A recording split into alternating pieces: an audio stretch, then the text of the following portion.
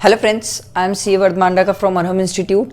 आज इस वीडियो में मैं आपको कैपिटल गेन में टैक्सेबिलिटी ऑफ कैपिटल गेन पढ़ाने वाला हूँ, जिसमें अपन लॉन्ग टर्म कैपिटल गेन की टैक्सेबिलिटी देखेंगे। फ्रेंड्स, इस सेक्शन में बहुत डाउट आता है लोगों को, बहुत सारी दिक्कतें आती है। इसमें अपन 3 सेक्शन कवर करेंगे वीडियो में, सेक्शन 112, फिर प्रोविजो टू सेक्शन 112 और सेक्शन 112A। ठीक है, आराम से देखना, ध्यान से सुनना, पूरे डाउट हर एक चीज़ क्लियर होंगे। ठीक है, प्लीज़ मेरे तरफ कंसंट्रेट करना। ठीक है, और वीडियो को स्किप करके मत देखना।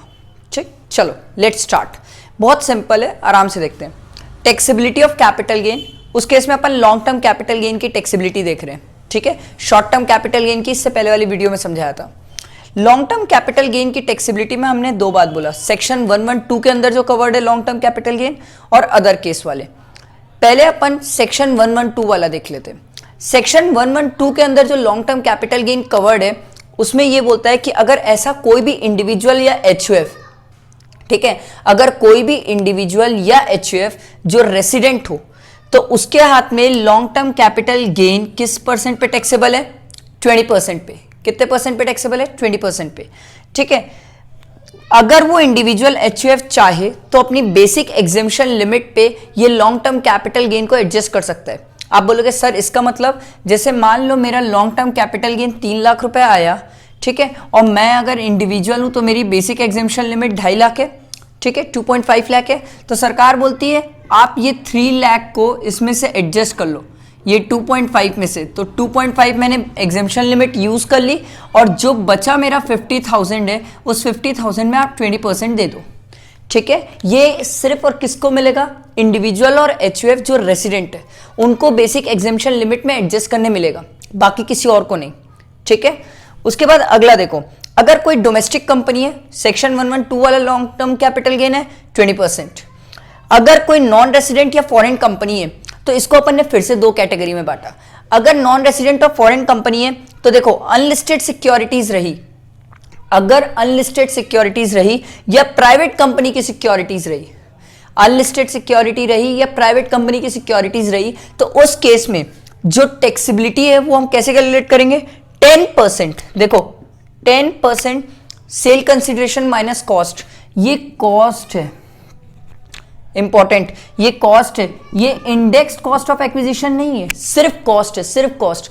मतलब आप जैसे मान लो कोई कंपनी के शेयर्स 2 लाख रुपए में खरीदो, तो जो 2 लाख रुपए कॉस्ट है, 2 लाख रुपीज जो कॉस्ट है, सिर्फ वही माइनस करोगे आप, बाकी और कुछ नहीं। कॉस्ट, इंडेक्सेशन वगैरह नहीं करना है। ठीक है, वही चीज मैंने आगे लिखा है, नो इंडेक्सेशन, आप इंडेक्सेशन नहीं करोगे, plus no converting into any other currencies, आप अदर करेंसीज में कन्वर्ट नहीं करोगे। ये चीज का ध्यान रखना कि अदर करेंसीज में हमें कन्वर्ट नहीं करना है। ठीक, टैक्सेबिलिटी कितने रेट पे? 10% के रेट पे।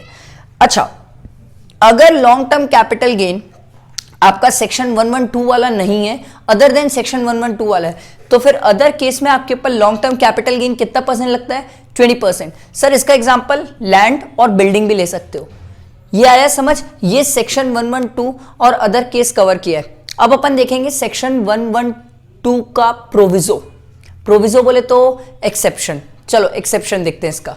ठीक है, अगला पॉइंट अपना था प्रोविजो टू सेक्शन 112, एक्सेप्शन भी बोल सकते हैं इसको, प्रोविजो को। ध्यान से सुनना।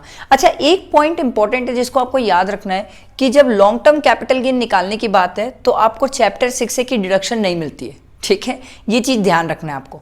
अब प्रोविजो देखते हैं अपन, एक्सेप्शन। अब ये एक्सेप्शन क्या बोलता है? ये सबके लिए एप्लीकेबल है, सबके लिए, सबके लिए। ठीक है, जिसको अपन सेक्शन 112 में पढ़ के आए, ये प्रोविजो बोलता है ये मैं सबके लिए एप्लीकेबल हूं। देखो क्या बोलता है, टैक्स ऑन लिस्टेड सिक्योरिटीज। ठीक है, टैक्स ऑन लिस्टेड सिक्योरिटीज। अगर आप listed securities plus 0 coupon bond, ठीक है, ZCB 0 कूपन बॉन्ड, इसकी अगर आप खरीदी या बेची करते हैं, परचेज या सेल करते हैं, तो उस केस में गवर्नमेंट ये बोलती है कि आपका टैक्स निकालने का तरीका ये होगा, 10% of the gross capital gain. Gross capital gain कैसे निकालेंगे? सेल कंसिडरेशन माइनस कॉस्ट करेंगे, ये कॉस्ट है, no indexation, without any indexation अपन माइनस करेंगे। ठीक, उसका 10% करेंगे। फिर 20% of long term capital gain, sale minus indexed cost of acquisition, यहां पर इंडेक्स लेना है, ठीक है, इंडेक्स कॉस्ट ऑफ एक्विजिशन। आप ये दोनों तरीके से कैपिटल गेन निकालोगे और जो ये दोनों तरीके से कैपिटल गेन आएगा उन दोनों में आप क्या करोगे, विच एवर इज लोअर, दोनों में क्या करोगे, विच एवर इज लोअर, जो लोअर आएगा वो tax on listed securities plus 0 coupon bond में आएगा। ये सबके लिए एप्लीकेबल है, ठीक है, यही बोलता है प्रोविजो टू सेक्शन 112, ठीक है, प्रोविजो एक्सेप्शन यही बोलता है, ये सबके लिए एप्लीकेबल होगा, ठीक है, यहां तक आया समझ। अब इसके बाद अपन देखते हैं सेक्शन 112A, ये क्या बोलता है, ठीक। तो फ्रेंड्स अपना नेक्स्ट सेक्शन है सेक्शन 112A। ये क्या होता है मैं आपको आराम से बताता हूं, ध्यान से सुनिए। सेक्शन 112A ये उस केस में एप्लीकेबल है जो अपन short term capital gain 111A वाला देखे ना, short term capital gain 111A वाला, जिसमें 15% के हिसाब से टैक्सेबिलिटी होती थी, जो equity shares, equity oriented fund या बिजनेस ट्रस्ट के लिए होता था, वही अगर लॉन्ग टर्म हो जाए तो सेक्शन 112A एप्लीकेबल हो जाता है, ठीक है। वही वाला अगर लॉन्ग टर्म हो जाए तो इसके लिए सेक्शन 112A एप्लीकेबल है। ध्यान से देखना क्या होता है, ये बोलता है long term capital gain in case of equity shares, equity oriented fund या बिजनेस ट्रस्ट। अगर आपको लॉन्ग टर्म कैपिटल गेन इस केस में होता है और आपने एसटीटी पे किया हो एक्विजिशन और ट्रांसफर दोनों time, in case of equity share STT पे किया ऑन ट्रांसफर, सिर्फ ट्रांसफर के टाइम मतलब सेल के टाइम, ठीक है, इक्विटी ओरिएंटेड फंड या बिजनेस ट्रस्ट के केस में, तो उस केस में अच्छा एक चीज और याद रखना, एसटीटी एप्लीकेबल नहीं होती है आईएफएससी में, अपन ने ये पहले भी बोला था, इंटरनेशनल फाइनेंशियल सर्विस सेंटर के केस में एसटीटी का चार्ज होता ही नहीं, एसटीटी एप्लीकेबल ही नहीं होती है। इस केस में आपका जो लॉन्ग टर्म कैपिटल गेन आएगा इक्विटी शेयर या इक्विटी ओरिएंटेड फंड या बिजनेस ट्रस्ट से, वो टैक्सेबल होगा प्रोवाइडेड 1 लाख रुपए तक, 1 लाख रुपीज तक एग्जेम्प्ट होगा। 1 लाख के ऊपर 10% की टैक्सेबिलिटी आएगी, ठीक है, 1 लाख के ऊपर 10% की टैक्सेबिलिटी आएगी। अब मैं समझाता हूं आपको क्या मस्त बात है, ध्यान से सुनना। अगर कोई इंडिविजुअल एचयूएफ है, अगर कोई इंडिविजुअल एचयूएफ है तो वो अपनी बेसिक एग्जेम्पशन लिमिट में इसको एडजस्ट कर सकता है। अब देखो क्या बेसिक एग्जेम्पशन लिमिट में एडजस्ट करेगा।